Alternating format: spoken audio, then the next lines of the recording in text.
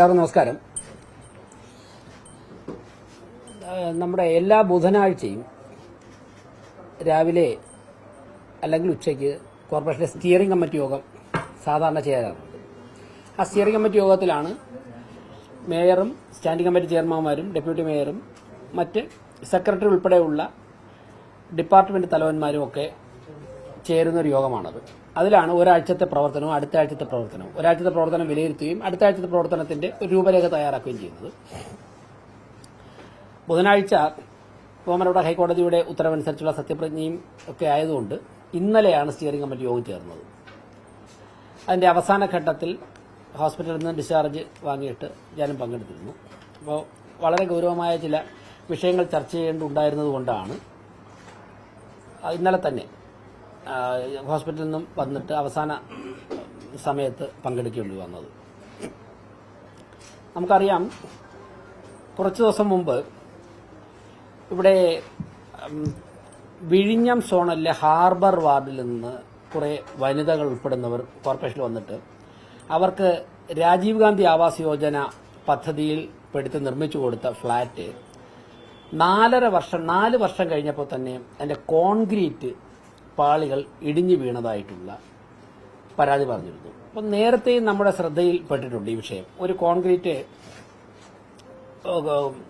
Piece പൊളിഞ്ഞു വീണിട്ട് ഒരു വനിതയുടെ, ഒരു വീട്ടമ്മയുടെ തലയിൽ പൊട്ടലുണ്ടായി സ്റ്റിച്ച് ചെയ്തിട്ടുണ്ട്, ചികിത്സ തേടിയിട്ടുണ്ട്. ഇത് വാർത്താ മാധ്യമങ്ങളിലൊക്കെ വന്ന് ഞാൻ മേയറാവുന്നതിന് മുമ്പ് ഈ കാര്യം അറിഞ്ഞിരുന്നതാണ്. അപ്പോൾ അവരൊക്കെ ഒരുമിച്ച് വന്നിരുന്നു. അതിന്റെ അടിസ്ഥാനത്തിൽ അടുത്ത ദിവസം മരാമത്ത് സ്റ്റാൻഡിംഗ് കമ്മിറ്റി ചെയർപേഴ്സൺ ഉൾപ്പെടെയുള്ളവർ ഞങ്ങളവിടെ സന്ദർശിച്ചിരുന്നു.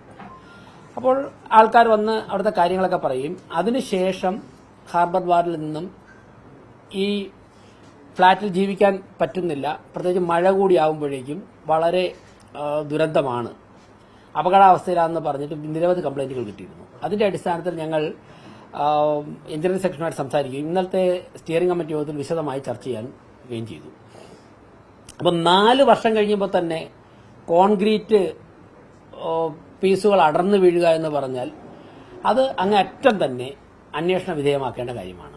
അതിന്റെ അടിസ്ഥാനത്തിൽ തിരുവനന്തപുരം ഗവൺമെന്റ് എഞ്ചിനീയറിംഗ് കോളേജിനെ സമീപിക്കാൻ തീരുമാനിച്ചിട്ടുണ്ട്. തിരുവനന്തപുരം ഗവൺമെന്റ് എഞ്ചിനീയറിംഗ് കോളേജ് പ്രിൻസിപ്പളുമായി ഈ വിഷയം ചർച്ച ചെയ്തു. മുൻപ് തിരുവനന്തപുരം കോർപ്പറേഷനുമായി ബന്ധപ്പെട്ട് പൊന്നറ സ്കൂൾ നിർമ്മിച്ചതിൽ ഇത്തരത്തിൽ ചില പോരായ്മകളുണ്ട്. അത് റെക്ടിഫൈ ചെയ്യുന്നതിന്റെ ഭാഗമായിട്ട് ഗവൺമെന്റ് എഞ്ചിനീയറിംഗ് കോളേജിൽ നിന്ന് ഒരു സ്റ്റഡി റിപ്പോർട്ട് തേടിയിട്ടുണ്ട്. അപ്പോൾ അത്തരത്തിൽ വിഴിഞ്ഞം സോണലിലെ ഹാർബർ വാർഡിൽ മൈലാഞ്ചിക്കല്ല്, മതിപ്പുറം, കട്ടച്ചാൽ, വലിയപറമ്പ്, താഴെ വീട്ടുവിളാകം, ഈ പ്രദേശങ്ങളിലാണ് ഈ ഫ്ളാറ്റുകൾ നിർമ്മിച്ചിരിക്കുന്നത്. അതിൽ ഏതൊക്കെ ഫ്ളാറ്റിനാണ് പോരായ്മയുള്ളത്, അതെങ്ങനെ റെക്ടിഫൈ ചെയ്യാമെന്നും എന്തുകൊണ്ടാണ് ഈ നിർമ്മാണത്തിൽ അപാകതകൾ എന്തുണ്ടെങ്കിൽ അക്കാര്യങ്ങളും പരിശോധിച്ച് റിപ്പോർട്ട് തരാൻ വേണ്ടി തിരുവനന്തപുരം ഗവൺമെന്റ് എഞ്ചിനീയറിംഗ് കോളേജിന് കത്ത് കൊടുക്കുവാൻ വേണ്ടി സ്റ്റിയറിംഗ് കമ്മിറ്റി യോഗത്തിൽ തീരുമാനിച്ചിട്ടുണ്ട്.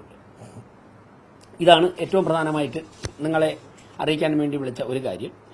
ഇനി ഇത് അവിടെ മേയർ അവിടെ സന്ദർശിച്ചതിന്റെ അതിനുശേഷം എന്ത് നടപടിയാണെന്ന് അവിടെയുള്ള ആൾക്കാർ ചോദിക്കുന്നുണ്ട്. ഈ നടപടി അവിടെ പോയി ആ ഫ്ളാറ്റിൽ ജീവിക്കുന്ന ആൾക്കാരെ കണ്ട് അവരോട് ഈ നടപടി പറയും. അതിന്റെ അടിസ്ഥാനത്തിൽ അടുത്ത കൌൺസിൽ യോഗം കഴിഞ്ഞാൽ ഉടൻ തന്നെ ഇക്കാര്യങ്ങൾ ആവശ്യപ്പെട്ടുകൊണ്ട് തിരുവനന്തപുരം ഗവൺമെന്റ് എഞ്ചിനീയറിംഗ് കോളേജിൽ കത്ത് കൊടുക്കും. അടുത്ത കൌൺസിൽ യോഗത്തിൽ ഇക്കാര്യം സ്റ്റിയറിംഗ് കമ്മിറ്റി യോഗത്തിന്റെ തീരുമാനം കൌൺസിൽ യോഗത്തിൽ അറിയിക്കും. ഇക്കാര്യങ്ങൾ മാധ്യമ പ്രവർത്തകരെ അറിയിക്കാൻ വേണ്ടിയാണ് ഒരു കാര്യം ഇന്ന് പറയുന്ന പത്രസമ്മേളനത്തിൽ പ്രധാനപ്പെട്ട കാര്യം. മറ്റൊന്ന്, ഇപ്പോ നമ്മൾ വളരെ വ്യാപകമായിട്ട് ചർച്ച ചെയ്ത ഒരു വിഷയമാണ് സ്മാർട്ട് സിറ്റി നിർമ്മാണവുമായി ബന്ധപ്പെട്ടുള്ള കാര്യങ്ങൾ. നമുക്കെല്ലാവർക്കും അറിയാം, സ്മാർട്ട് സിറ്റി പദ്ധതിയിൽപ്പെടുത്തി നിർമ്മാണം പൂർത്തിയാക്കിയ പല കെട്ടിടങ്ങളിലും ഒരുപാട് പോരായ്മകളുള്ളതായിട്ടുള്ള വിലയിരുത്തലുകൾ വന്നിട്ടുണ്ട്. ഞങ്ങൾ എല്ലാ തരത്തിലുള്ള പരിശ്രമം നടത്തിയിട്ടും പാളയം മാർക്കറ്റിൽ കെട്ടിയിട്ടിട്ടുള്ള കടകളിൽ കച്ചവടക്കാർ അവിടേക്ക് പോകാൻ തയ്യാറാവുന്നില്ല. അതുപോലെ തന്നെ മ്യൂസിയം ഭാഗത്ത് നേരിട്ടെത്തി എഞ്ചിനീയറിംഗ് വിഭാഗവുമായി ബന്ധപ്പെട്ട് സന്ദർശനം നടത്തി അവിടെയും പരിശോധനകളും ചർച്ചകളും നടത്തിയിട്ടും ആ കടകളും തുറക്കാൻ സാധിച്ചിട്ടില്ല. ഇത് വളരെ ഗുരുതരമായ പിഴവാണ്. സ്മാർട്ട് സിറ്റി പദ്ധതികൾ നടപ്പിലാക്കിയുള്ള ഒരു പിഴവായിട്ടാണ് വിലയിരുത്തുന്നത്. അതോടൊപ്പം തന്നെ നിർമ്മാണം പൂർത്തിയാക്കിയ പല മൾട്ടി ലെവൽ കാർ പാർക്കിംഗ് കേന്ദ്രങ്ങളുടെ കാര്യത്തിലും വ്യത്യസ്ത അഭിപ്രായമുണ്ട്. ഇലക്ട്രിക് ബസ് പർച്ചേസിന്റെ കാര്യത്തിൽ, ആ ടെൻഡറിന്റെ കാര്യത്തിലൊക്കെ തന്നെ വ്യത്യസ്തമായ അഭിപ്രായങ്ങളുണ്ട്. കോർപ്പറേഷൻ അന്നത്തെ സെക്രട്ടറി ഉൾപ്പെടെയുള്ളവർ ആവശ്യപ്പെട്ട പല രേഖകളും ടെൻഡറുമായി ബന്ധപ്പെട്ടുള്ള കിട്ടിയിട്ടില്ല എന്നുള്ള റിപ്പോർട്ടുണ്ട്. അപ്പോൾ ഇക്കാര്യങ്ങൾ സ്മാർട്ട് സിറ്റി പദ്ധതിയിൽപ്പെടുത്തി നടത്തിയ നിർമ്മാണങ്ങളുടെ ക്വാളിറ്റി, ടെൻഡർ നടപടികൾ, അതോടൊപ്പം തന്നെ Palayam museum, multi level car parking കേന്ദ്രങ്ങൾ, ഇതിന്റെയൊക്കെ തന്നെ നിർമ്മാണത്തിലുള്ള കാര്യങ്ങൾ കൂടുതൽ അന്വേഷണ വിധേയമാക്കുന്നതിന്റെ ഭാഗമായി ഫോറൻസിക് ഓഡിറ്റിന് വിധേയമാക്കാനുള്ള കാര്യങ്ങൾ ആവശ്യപ്പെടും. ചീഫ് സെക്രട്ടറിയോട് എത്രയും പെട്ടെന്ന് തന്നെ സ്മാർട്ട് സിറ്റിയുടെ യോഗം വിളിക്കുവാൻ ആവശ്യപ്പെടും. അതിൽ ഫോറൻസിക് ഓഡിറ്റിന് ഇക്കാര്യങ്ങൾ വിധേയമാക്കി റിപ്പോർട്ട് കിട്ടണം. ഈ ആവശ്യം കോർപ്പറേഷൻ മുന്നോട്ട് വയ്ക്കും. ഞാൻ ആദ്യം പറഞ്ഞ വിഴിഞ്ഞത്തിന്റെ കാര്യത്തിൽ structural stability, building quality, rectifying mechanism, ഇത് മൂന്നുമാണ് ആവശ്യപ്പെടാൻ തിരുവനന്തപുരം ഗവൺമെന്റ് എഞ്ചിനീയറിംഗ് കോളേജിൽ ആവശ്യപ്പെടുന്നത്. Structural stability, building quality, rectifying mechanism. അപ്പോൾ ഇതിലെവിടെയോ ഈ ആദ്യം പറഞ്ഞ രണ്ട് കാര്യങ്ങളിൽ എവിടെയോ ഒരു പോരായ്മ ഉള്ളതുകൊണ്ടാണ് 4 വർഷം കഴിയുമ്പോൾ തന്നെ കോൺക്രീറ്റ് പീസുകൾ അടർന്നു വീഴുന്നത്. അവിടെ കോൺക്രീറ്റ് ചെയ്തപ്പോഴേക്ക് ഉപയോഗിച്ച കമ്പി 4 വർഷം കഴിഞ്ഞപ്പോൾ തന്നെ തുരുമ്പെടുത്തിട്ട് ആൾക്കാരുടെ തലയിലൊക്കെ കൂടെ വീഴാണ്. ഇപ്പൊ തന്നെ കമ്പി നമ്മൾ പോയി താഴെ നിന്ന് നോക്കിക്കഴിഞ്ഞാൽ കമ്പി നമുക്ക് നേരിട്ട് കാണാം. ചുരുങ്ങിയ വർഷങ്ങളായിട്ടുള്ളൂ. അപ്പോൾ അക്കാര്യങ്ങൾ കൃത്യമായിട്ട് എന്തുകൊണ്ട് സംഭവിച്ചു, കോടിക്കണക്കിന് രൂപ ചെലവഴിച്ചതാണ്, അതിന്റെ എല്ലാ വസ്തുക്കളും പുറത്തു വരണം. ഈ രണ്ട് കാര്യങ്ങൾ അറിയിക്കാൻ വേണ്ടിയാണ് ഇന്ന് മാധ്യമപ്രവർത്തകരെ കാണുന്നത്.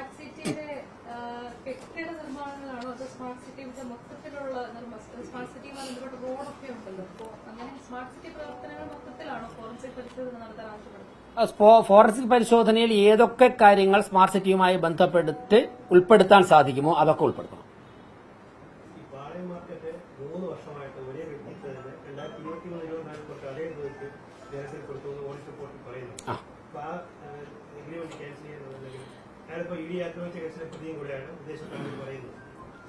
ഞങ്ങളിപ്പോ കേസിലെ പ്രതിയാണോ അല്ലേ എന്നുള്ളത് എഗ്രിമെന്റുമായി ബന്ധപ്പെട്ട ഒരു വിഷയമല്ല. മാനദണ്ഡങ്ങൾ പാലിക്കാത്ത എഗ്രിമെന്റുകളൊക്കെ തന്നെ കണ്ടുപിടിച്ച് അതൊക്കെ തന്നെ ഞങ്ങൾ ക്യാൻസൽ ചെയ്യുന്നുണ്ട്, പുതുക്കുന്നുണ്ട്. ഒരു വലിയ പ്രോസസ്സാണ്. ആ process finance standing committee, deputy മേയറുടെയും ഫിനാൻസ് സ്റ്റാൻഡിംഗ് കമ്മിറ്റി അംഗങ്ങളുടെ നേതൃത്വത്തിൽ വളരെ വേഗത്തിൽ മുന്നോട്ട് പോവുകയാണ്. പക്ഷേ ഈ കടൽ പോലെ കിടക്കുന്നതുകൊണ്ടും നമ്മുടെ എഞ്ചിനീയറിംഗ് ഡിപ്പാർട്ട്മെന്റിന് തന്നെ നോൺ ടാക്സിനൊക്കെ തന്നെ ഇത് എവിടേക്കാണ് കിടക്കുന്നത്, എന്തൊക്കെയാണ് പ്രശ്നങ്ങളെന്ന് ഐഡന്റിഫൈ ചെയ്യാനായിട്ട് രേഖകളൊക്കെ കുറേ ഓൺലൈനിലുണ്ട്, കുറേ രേഖകൾ ഫിസിക്കലാണ്. ഇതൊക്കെ കണ്ടുപിടിച്ചെടുക്കുന്നതിന്റെ സമയമെടുക്കും. പക്ഷേ ശ്രദ്ധയിൽ വരുന്നതൊക്കെ തന്നെ വളരെ വേഗത്തിൽ ചെയ്യുന്നുണ്ട്. ഞാൻ അടുത്ത ദിവസം പറയാം, ചില ലേലങ്ങൾ ഒന്നുകൂടെ പുനഃക്രമീകരിച്ചപ്പോഴേക്കും ലക്ഷക്കണക്കിന് രൂപയാണ് ഒരൊറ്റ ലേലത്തിൽ തന്നെ കോർപ്പറേഷന് കൂടുതൽ കിട്ടിയിരിക്കുന്നത്. 120% വർധനവയാണ് ഒരു ലേലത്തിൽ കിട്ടിയിരിക്കുന്നത്. 120% വർധനവ്.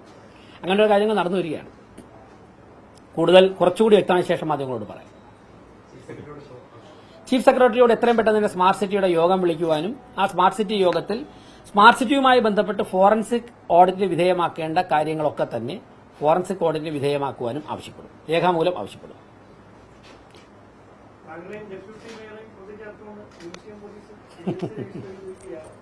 അല്ല, കേസൊക്കെ മേയറാവുന്നതിന് മുമ്പ് വന്നിട്ടുണ്ട്, മേയർ സ്ഥാനം കഴിഞ്ഞാലും വരും. കേസൊക്കെ കോടതിയിൽ നിയമപരമായിട്ടുണ്ട്.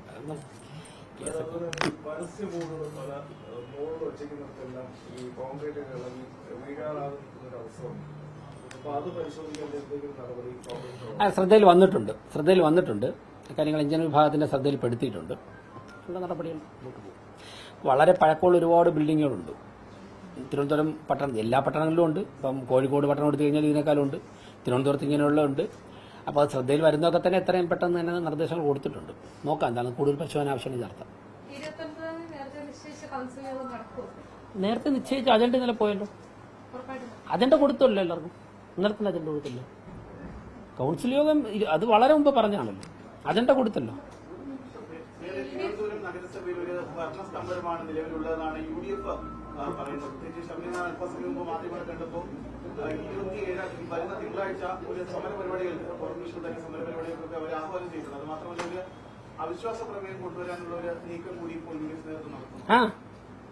വരട്ടെ, സമരം ചെയ്യട്ടെ. സമരം ചെയ്യേണ്ടെന്ന് ആരെങ്കിലും പറഞ്ഞിട്ടുണ്ടോ? ഞങ്ങളല്ലേ ഏറ്റവും കൂടുതൽ സമരം ചെയ്തിട്ടുള്ളൂ. ശബരിനാഥൻ സമരം ചെയ്ത് 6 മാസം അല്ലേ ഉള്ളൂ തുടങ്ങിയിട്ട് കോർപ്പറേഷൻ സമരം ചെയ്യാൻ. ഞാൻ സമരം ചെയ്തതുപോലെ ഇവിടെ ആര് ഇപ്പോൾ ഉള്ളതിൽ സമരം ചെയ്തിട്ടുള്ളത് ഈ കോർപ്പറേഷനിൽ. അപ്പൊ സമരമൊക്കെ ജനാധിപത്യപരമായുള്ള എല്ലാ സമരങ്ങളെയും ഞങ്ങൾ ബഹുമാനിക്കുകയാണ്. പിന്നെ മുനിസിപ്പൽ ആക്ടിലും ജനപ്രാതിനിധ്യ നിയമത്തിലൊക്കെ ഉള്ള എല്ലാ കാര്യങ്ങളും, അത് അവിശ്വാസമാവട്ടെ ഏത് കാര്യങ്ങളും ഓപ്റ്റ് ചെയ്യാനുള്ള അവകാശം എല്ലാ രാഷ്ട്രീയ പ്രസ്ഥാനങ്ങൾക്കുണ്ട്. അതിനെയും ബഹുമാനിക്കുന്നു. നേരെ സംസാരിച്ചെന്നറിയില്ല, പുറത്തു പോയതുകൊണ്ടാണ് രാജിവെക്കാൻ വേണ്ടി. ഈ വിഴിഞ്ഞത്തെ കേസ് പറഞ്ഞിരുന്നല്ലോ, ആ ഫ്ളാറ്റ് സംശയം പൂർണ്ണമായും കഴിഞ്ഞ കോർപ്പറേഷൻ ഭരണസമിതിയുടെ നേതൃത്വത്തിൽ നിർമ്മിച്ചതാണോ? അതിന് ചെലവ് എത്ര രൂപയായിരുന്നു? അതൊക്കെ തന്നെ 91 കോടി രൂപയുടെ എസ്റ്റിമേറ്റ് എടുത്തതായിട്ടാണ് ആദ്യഘട്ടത്തിൽ ലഭിക്കുന്ന വിവരങ്ങൾ. ആ രേഖകളൊക്കെ തന്നെ പരിശോധിക്കാൻ വേണ്ടി പറഞ്ഞിട്ടുണ്ട്. അതിന്റെ പൂർണ്ണമായിട്ടുള്ള റിപ്പോർട്ട് കിട്ടിയിട്ട് ഞാൻ അതിന്റെ ഫിഗറിലൊക്കെ കൃത്യമായിട്ട് പറയാം. എന്തായാലും ഈ എഞ്ചിനീയറിംഗ് കോളേജിനെ ഏൽപ്പിക്കുമ്പോഴേക്കും ഈ ഘടകങ്ങളൊക്കെ തന്നെ അതിന്റെ ഒരു ഫയൽ ഓപ്പൺ ചെയ്യാനുള്ള ഏൽപ്പിക്കുന്നത് അതിലുണ്ടാകും. പക്ഷെ അത്ര തുക ചെലവാക്കിയതായിട്ടുള്ള വിവരങ്ങൾ കാണുന്നില്ല. അത് എടുത്ത് 91 കോടി രൂപ എസ്റ്റിമേറ്റ് എടുത്തായിട്ട് കാണുന്നത്. കൂടുതൽ രേഖകൾ അടുത്ത ഘട്ടത്തിൽ വിതരണം ചെയ്യാം, സപ്ലൈ ചെയ്യാം. മറ്റൊരു കാര്യത്തിൽ കഴിഞ്ഞ കൌൺസിൽ യോഗത്തിൽ ഒരു തീരുമാനം ഉണ്ടായിരുന്നു. നമ്മുടെ കമലേശ്വരത്തുള്ള ഒരു ഹോൾ ഉണ്ടല്ലോ, അതിന്റെമായി ബന്ധപ്പെട്ട് ഒരു അന്വേഷണം നടത്താൻ വേണ്ടി സെക്രട്ടറി ഏൽപ്പിച്ചിരുന്നു. അതിന്റെ റിപ്പോർട്ട് ആയിട്ടുണ്ടോ? അത് ഈ കൌൺസിൽ യോഗത്തിൽ പരിഗണിക്കും. സെക്രട്ടറി അന്വേഷണം നടത്തിയിട്ടുണ്ട്. ഈ കൌൺസിൽ യോഗത്തിൽ സെക്രട്ടറി റിപ്പോർട്ട് ചെയ്യും. ഈ 29-ാം തീയതി അവിശ്വാസം കൊണ്ടുവരികയാണെങ്കിൽ നിലവിലിപ്പോൾ സുഗതൻ ജയിലിലാണ്. ആ സാഹചര്യമൊക്കെ പരിഗണിക്കുമ്പോഴത്തേക്കും നിങ്ങൾ സേഫായ ഒരു അക്ഷരയിലാണോ? 5 വർഷത്തേക്ക് ഏറ്റവും സേഫായിട്ടാണ് മുന്നോട്ട് പോകുന്നത്. ഇപ്പോഴത്തെ അവസ്ഥയിൽ അതിനുശേഷവും 2047 വരെ, 2047 ബഹുമാനപ്പെട്ട നരേന്ദ്രമോദിയുടെ മുന്നിലുള്ള ലക്ഷ്യം, കേന്ദ്ര ഗവൺമെന്റിന്റെ മുന്നിലുള്ള ലക്ഷ്യം. അതുവരെ ഏറ്റവും സേഫായിട്ട് പോകാനുള്ള എല്ലാ സാധ്യതയും തെളിഞ്ഞു കഴിഞ്ഞു. 2047 ഇന്ത്യ ലോകത്തിലെ ഏറ്റവും വലിയ സാമ്പത്തിക ശക്തി ആയി മാറുമ്പോൾ അതിന് ഒരു കോർപ്പറേഷൻ എന്നുള്ള നിലയ്ക്ക് ഏറ്റവും കൂടുതൽ കോൺട്രിബ്യൂട്ട് ചെയ്യാൻ പറ്റുന്നതെന്ന് തിരുവനന്തപുരം. അതിലേക്ക് എത്തിക്കുവാനുള്ള പരിശ്രമം ഞങ്ങൾ ആരംഭിച്ചു കഴിഞ്ഞു. ശക്തമായിട്ട് മുന്നോട്ട് പോവുകയാണ്. ഈ മാലിന്യ സംസ്കരണത്തിൽ വീഴ്ചയില്ലേ, നമ്മൾ സ്റ്റാർട്ട് ചെയ്തപ്പോൾ ഇൻഡോർ മോഡൽ പറഞ്ഞിട്ട് ഇപ്പോഴും പല സ്ഥലത്തും പ്രോപ്പറായിട്ട് മഴക്കാലപൂർവ്വ ശുചീകരണം ഉൾപ്പെടെ നടക്കുന്നില്ല. അതിനുള്ള ചർച്ചകൾ നടക്കുന്ന ഒരു നോൺ ബൈൻഡിങ് MOU BPCLുമായിട്ട് സൈൻ ചെയ്യാനുള്ള എല്ലാ നടപടികളും പൂർത്തിയാക്കിയിട്ടുണ്ട്. അതായത് പല സംസ്ഥാനങ്ങളിലും പ്ലാന്റ് ചെയ്ത BPCL ആണ് പ്ലാൻ ചെയ്തിട്ടുള്ളത്. അപ്പോൾ അവർ വിജയകരമാണ്. BPCLന്റെ നാഷണൽ ലെവൽ ലീഡ് ചെയ്യുന്ന ഉദ്യോഗസ്ഥർ തന്നെ കോർപ്പറേഷനിലെത്തി ഒന്നിൽ കൂടുതൽ തവണ ചർച്ച നടത്തിയിട്ടുണ്ട്. നോൺ ബൈൻഡിങ് MOU ഡ്രാഫ്റ്റ് ചെയ്തിട്ടുണ്ട്. അതിന്റെ അടുത്ത പ്രോസസ്സിലേക്ക് പോവുകയാണ്. അപ്പോൾ കഴിഞ്ഞ 4-5 മാസം ഇക്കാര്യങ്ങളിലൂടെ തയ്യാറെടുപ്പുകളായിരുന്നു. നമുക്കിപ്പോൾ ഉള്ള സ്ഥലം എവിടെയാണ്? വിളപ്പിൽശാല. വിളപ്പിൽശാല അശാസ്ത്രീയമായി കൈകാര്യം ചെയ്തുകൊണ്ട് തന്നെ ആ ഭാഗത്തേക്ക് ഈ പദ്ധതിയുമായി പോകാൻ വേണ്ടി പരിമിതിയുണ്ട്. അന്ന് നന്നായിട്ട് അത് കൈകാര്യം ചെയ്തെങ്കിൽ പ്രശ്നമില്ലായിരുന്നു. അവിടുത്തെ ജനങ്ങൾ നല്ല സഹകരിച്ചവരാണ്. അപ്പോൾ അങ്ങനെയുള്ള ചില മുന്നൊരുക്കങ്ങൾ നടത്തുകയായിരുന്നു. ഇപ്പോൾ കഴിഞ്ഞ ഒരാഴ്ച ഞാൻ ഡൽഹിയിലായിരുന്നല്ലോ. അപ്പോൾ അതൊക്കെ തന്നെ ഇത്തരത്തിലുള്ള കാര്യങ്ങളുടെ ചർച്ചയുമായി ബന്ധപ്പെട്ടായിരുന്നു. ബഹുമാനപ്പെട്ട രാജീവ് ചന്ദ്രശേഖർജി, BJPയുടെ അഖിലേന്ത്യാ പ്രസിഡന്റ് ഉൾപ്പെടെ ഞങ്ങൾ രണ്ടുപേരും കൂടി ഡൽഹിയിൽ ചില കാര്യങ്ങളിൽ ഇടപെട്ടിട്ടുണ്ട്. അതിന്റെയൊക്കെ അടിസ്ഥാനത്തിലാണ് BPCL തിരുവനന്തപുരം കോർപ്പറേഷനിൽ എത്തുകയും ചർച്ച നടത്തുകയും ചെയ്തത്. തിരുവനന്തപുരം കോർപ്പറേഷൻ സെക്രട്ടറി അതിന്റെ ഫോളോ അപ്പ് വർക്കിലാണ്. അതിന്റെ സമയമെടുക്കും. ആ സമയത്തിനുള്ളിൽ ഞങ്ങൾ പറഞ്ഞതുള്ളിൽ പരിഹരിക്കും. ഇപ്പൊ തെരുവ് നായ്ക്കളുടെ കാര്യം 1 വർഷത്തിനകം പരിഹരിക്കുമെന്നാണല്ലോ ഞങ്ങൾ പറഞ്ഞിരുന്നത്. ഇന്നലെയാണ് 6 മാസം കഴിഞ്ഞത്. നിങ്ങൾ എവിടെയെങ്കിലും തെരുവുനായ ശല്യം രൂക്ഷമാണെന്ന് നിങ്ങൾ ചൂണ്ടിക്കാണിച്ചാൽ പരമാവധി അന്നത്തെ ദിവസം അല്ലെങ്കിൽ അടുത്ത ദിവസം അതിന്റെ അടുത്ത ദിവസവും അത് ഞങ്ങൾ ഷെൽട്ടർ ചെയ്യും.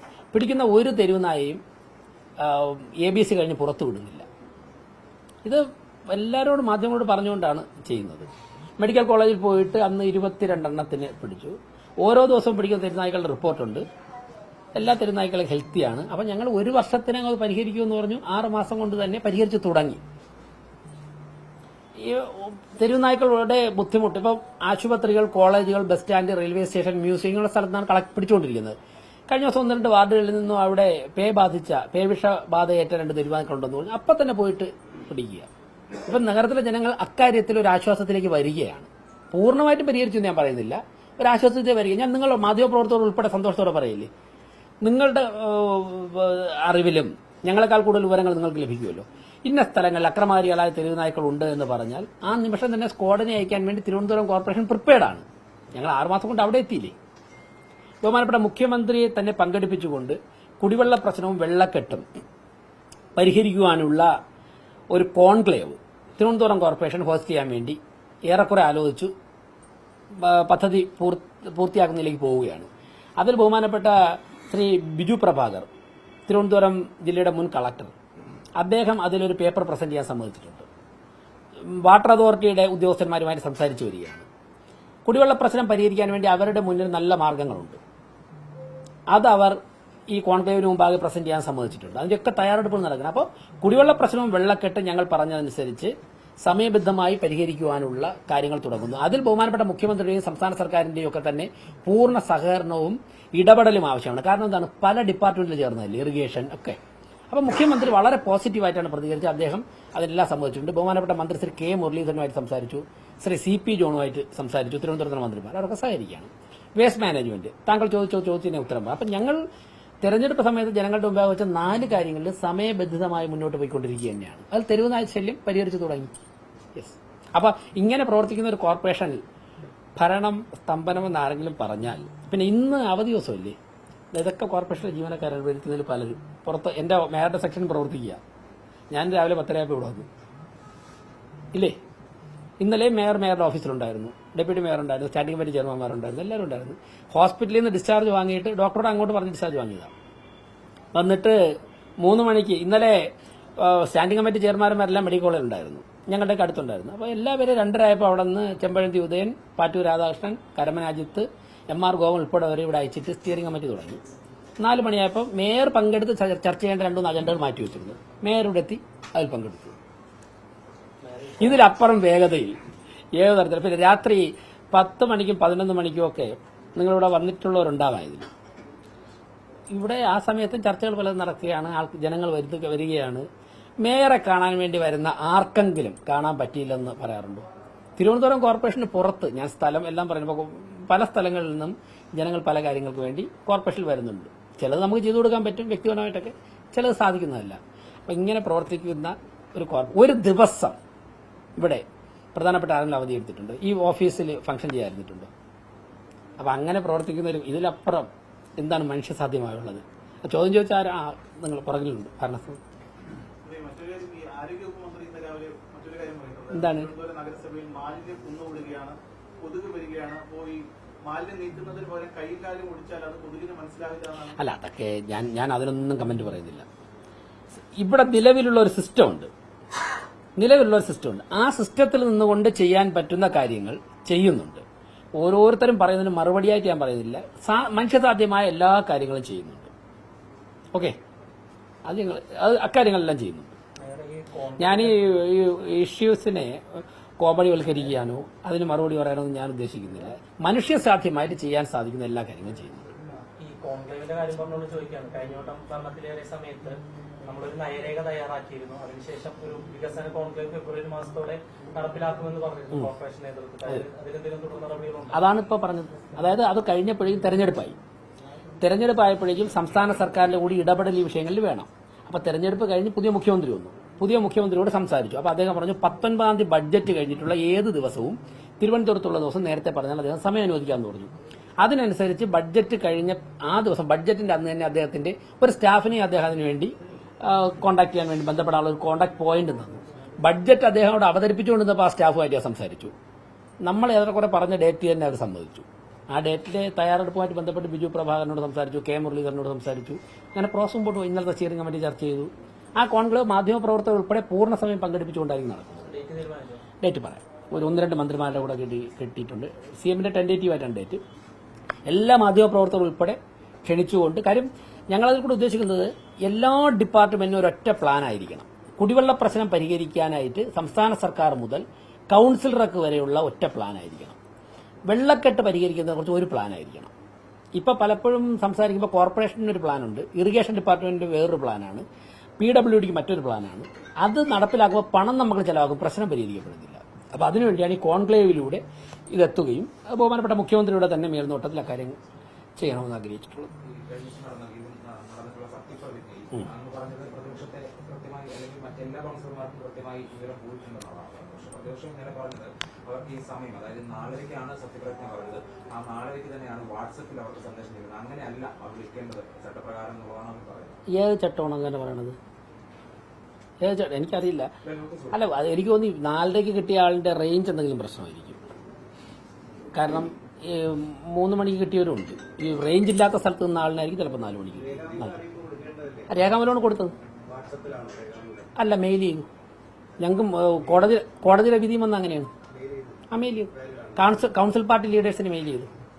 പിന്നെ രേഖാമൂലം നിർബന്ധമായും അറിയിക്കേണ്ടത് ഇതിൽ അഫക്റ്റഡ് പാർട്ടീസ് ആയിട്ടുള്ള കൗൺസിലേഴ്സിന്. അവരെ കൃത്യമായിട്ട് രേഖാമൂലം അറിയിച്ചു. അവരുടെ കയ്യിൽ നിന്ന് റിക്വസ്റ്റ് അവർ തന്നു. അവരെ രേഖാമൂലം അറിയിച്ചു. റിസീവ്ഡ് കോപ്പിയും വാങ്ങിയിട്ടുണ്ട്. അവരെയാണ് നിർബന്ധമായിട്ടും അറിയിക്കേണ്ടത്. കളക്ടറെ ഗവൺമെന്റിനെ കമ്മ്യൂണിക്കേറ്റ് ചെയ്തിട്ടുണ്ട്. തദ്ദേശ സ്വയംഭരണ വകുപ്പിനെ കമ്മ്യൂണിക്കേറ്റ് ചെയ്തിട്ടുണ്ട്. തെരഞ്ഞെടുപ്പ് കമ്മീഷനെ കമ്മ്യൂണിക്കേറ്റ് ചെയ്തിട്ടുണ്ട്. ജില്ലാ കളക്ടറെ കമ്മ്യൂണിക്കേറ്റ് ചെയ്തിട്ടുണ്ട്. അല്ല, ഹർജി ഒരുപാട് പോയി. ഇപ്പൊ തെരുവുനായ പിടിച്ചപ്പോൾ തന്നെ സുപ്രീം കോടതി ഹർജി പോയി. അല്ല, അതൊക്കെ നിയമപരമായിട്ടുള്ള കാര്യങ്ങൾ. അത് വിശകലനം ചെയ്യേണ്ട ഫോറത്തിൽ വിശകലനം ചെയ്യട്ടെ. ഞങ്ങൾക്ക് ബഹുമാനപ്പെട്ട ഹൈക്കോടതിയുടെ നിർദ്ദേശം കിട്ടി. സർട്ടിഫൈഡ് കോപ്പി കിട്ടിക്കഴിഞ്ഞാൽ കോമ്പറ്റന്റ് അതോറിറ്റിയുടെ മുമ്പിൽ വെച്ച് പെർമനന്റ് സംവിധാനത്തിൽ ചെയ്യണമെന്ന്. അക്കാര്യങ്ങൾ 100% പാലിച്ചിട്ടുണ്ട്.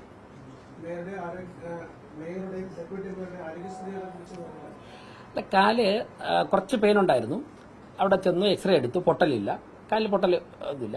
അവിടെ കുറച്ച് ഡിസ്ലൊക്കേഷൻ ഉണ്ടായിട്ടുണ്ട്. അങ്ങനെ അവർ അതിനുള്ള പരിഹരിക്കാനുള്ള കാര്യങ്ങൾ ചെയ്തു.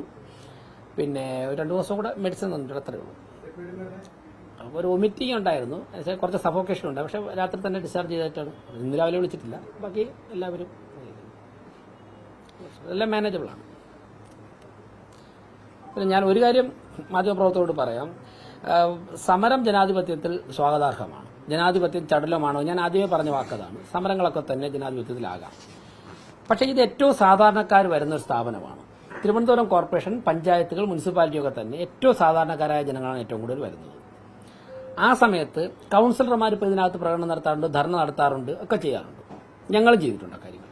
പക്ഷേ കടന്നു വരുന്ന ഈ ഡോറിന്റെ സൈഡിൽ സമരം ചെയ്യുന്നതിന് അവരുടെ ജനാധിപത്യ അവകാശത്തിന് ഞങ്ങൾക്ക് വിയോജിപ്പില്ല. ഞങ്ങൾക്ക് റെസ്പെക്ട് ചെയ്യാം. പക്ഷേ ഈ ഡോറിന്റെ മുൻപിൽ തന്നെ ചേറിട്ടിട്ട് അവിടെ കടക്കാൻ പറ്റില്ല എന്നുള്ള നിലപാട് എടുക്കുകയും ബലപ്രയോഗം ചെയ്യുകയും ചെയ്യുന്നത് ജനങ്ങളുടെ കാര്യങ്ങൾ സാധിക്കാൻ വരുന്നവരെ തടസ്സപ്പെടുത്തുന്നതാണ്. അതോടൊപ്പം തന്നെ ഇവിടുത്തെ ഭരണത്തിന് നേതൃത്വം കൊടുക്കുന്ന ഒരു ഉദ്യോഗസ്ഥരും പ്രവർത്തിക്കുന്ന മുറികളിൽ അതിനകത്തേക്കും പുറത്തേക്കും കടക്കുവാനുള്ള സാഹചര്യം തടസ്സപ്പെടുത്തരുത്.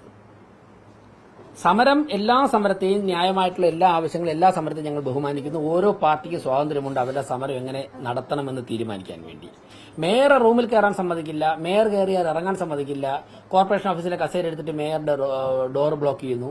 എന്നിട്ട് പുറകിലൊരു ഡോറുണ്ടല്ലോ, നിങ്ങൾ അതിലേക്കൂടെ കയറിക്കോളൂ എന്ന് ഉത്തരവാദിത്തപ്പെട്ട നേതാക്കന്മാർ, മുൻ മന്ത്രിമാർ തന്നെ പറയുന്നു. അങ്ങനെയുള്ള രീതിയിലുള്ള സമരങ്ങൾ അനുവദിക്കാൻ സാധിക്കില്ല. സമരം ചെയ്യുന്നവരോട് കോർപ്പറേഷന്റെ വസ്തുവകകൾ നശിപ്പിക്കരുത്. ഞങ്ങൾ 5 വർഷം പ്രതിപക്ഷത്തെ നല്ല സമരങ്ങൾ ചെയ്തിട്ടുണ്ട്. ഒരു കടലാസ് പോലും ഇവിടെ ഞങ്ങൾ കയറിയിട്ടില്ല. ഞങ്ങൾ ഇതിന്റെ 30 ദിവസം ഇവിടെ സത്യാഗ്രഹം നടന്നിട്ടുണ്ട്. ഒരു പൊതുമുതലും ഞങ്ങൾ നശിപ്പിച്ചിട്ടില്ല. അപ്പോൾ പിന്നെ ഒരു കാര്യമുള്ളത്, ഇവിടെ ഇപ്പോൾ ഒരുപാട് ജനങ്ങൾ വരുന്നുണ്ട്. ദിവസവും ഏറ്റവും ചുരുങ്ങിയത് 200 മുതൽ 250 പേർ വരെ വ്യത്യസ്ത ആവശ്യങ്ങൾക്ക് മേയറെ കാണാൻ വേണ്ടി വരുന്നുണ്ട്. ഏറെക്കുറെ എല്ലാവർക്കും കാണാൻ സാധിക്കുന്നുണ്ട്. അപ്പോൾ ഒരു മാസം ഒരു 6000-7000 പേര് കാണാൻ വരുന്നുണ്ട്.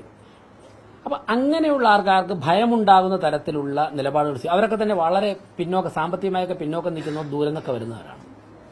അങ്ങനെയുള്ള നിലപാടുകൾ സ്വീകരിക്കരുത്. കോർപ്പറേഷന്റെ ദൈനംദിന പ്രവർത്തനത്തെ തടസ്സപ്പെടുത്തുക. അപ്പൊ ഞങ്ങൾ തെരുവുനായ്ക്കളുടെ പ്രശ്നം പരിഹരിക്കുന്നത് ഇവിടെ കണ്ടിന്യൂസ് ആയിട്ട് ഒരു മെഷീനറി വർക്ക് ചെയ്താൽ മാത്രമേ റെക്ടിഫൈ ചെയ്യാൻ പറ്റുള്ളൂ. കുടിവെള്ളം പലയിടത്തും കിട്ടുന്നില്ല. ടാങ്കർ അതാത് സ്ഥലത്ത് എത്തണമെങ്കിൽ ഇവിടെ ഒരു മെഷീനറി വർക്ക് ചെയ്യണം.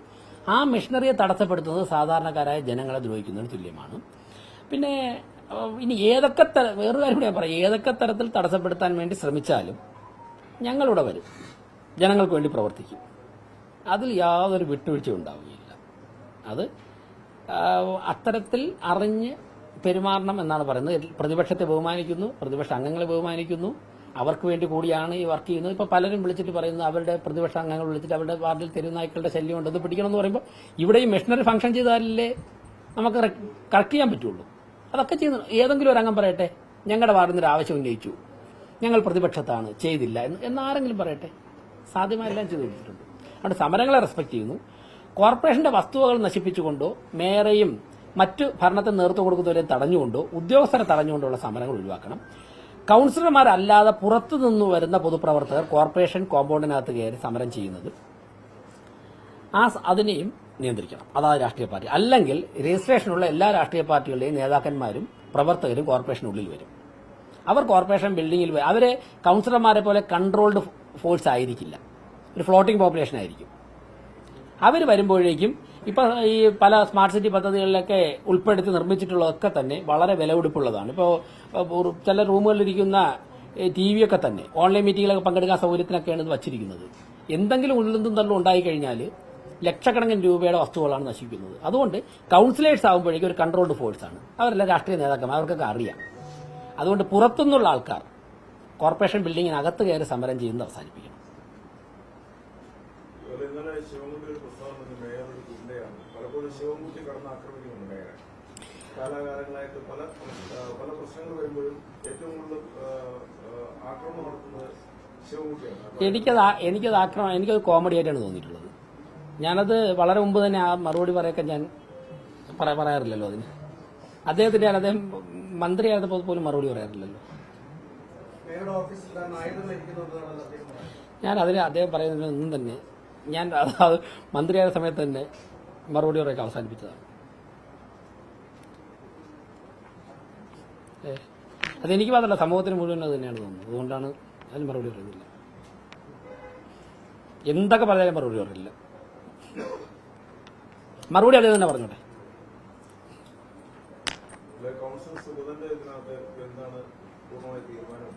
തീരുമാനം കോടതിയാണ് എടുക്കേണ്ടത്. കോടതിയെ സമീപിക്കാൻ തീരുമാനം എടുത്തിട്ടുണ്ട് ഞങ്ങൾ. കോടതി നമ്മളെന്ത് തീരുമാനം എടുത്താലും കോടതിയിൽ മുമ്പേ ആലും ഒരു ലക്ഷ്യമില്ലേ. അതായത് സംസ്ഥാന സർക്കാരിന്റെ അഭിപ്രായം കൊടുത്തിട്ടുണ്ട്. സ്വാഭാവികമല്ലേ, സംസ്ഥാന സർക്കാരിന്റെ കളക്ടർ, ജില്ലാ കളക്ടർ, IPS ഓഫീസറുടെ എടുത്ത തീരുമാനം സംസ്ഥാന സർക്കാർ തെറ്റാണെന്ന് പറയും. സ്വാഭാവികമായിട്ടുള്ള നടപടിയല്ലേ, അതൊക്കെ അവർ പ്രതീക്ഷിച്ച നടപടിയാണ്. തീർച്ചയായിട്ടും കോടതിയിൽ സാധ്യമായ എല്ലാ പരിശ്രമങ്ങളും കോടതിയിൽ സമീപിക്കാൻ സാധിക്കുള്ളൂ, അത് നടത്തും.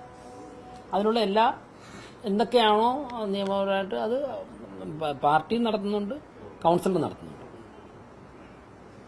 സ്വാഭാവികം. ഇതേ എന്തോ ഇന്നലെ ഇവിടെ മെഡിക്കൽ കോളേജിൽ നിന്ന് മൊഴിയെടുത്തിട്ടുണ്ട്. അപ്പോൾ ആരൊക്കെയാണ് എടുത്ത് FIR എങ്ങനെ എടുത്തെന്ന് ഞാൻ പരിശോധിച്ചിട്ടില്ല. കുറെ കേസുകൾ എടുത്തിട്ടുണ്ട്. മെഡിക്കൽ കോളേജിൽ പോയി മൊഴിയെടുത്തു എന്നുള്ള വിവരം അറിഞ്ഞു. അവരെ കണ്ടാണ് പരിശോധിച്ചു. ഓക്കെ, പ്രധാനമായിട്ടും സ്മാർട്ട് സിറ്റിയും വിഴിഞ്ഞവുമാണ് ഫോറൻസിക് ഓഡിറ്റ്, എഞ്ചിനീയറിംഗ് കോളേജിൽ അന്വേഷണം. കൂടുതൽ വാർത്തകൾക്ക് News 18 കേരളം യൂട്യൂബ് ചാനൽ സബ്സ്ക്രൈബ് ചെയ്യുക.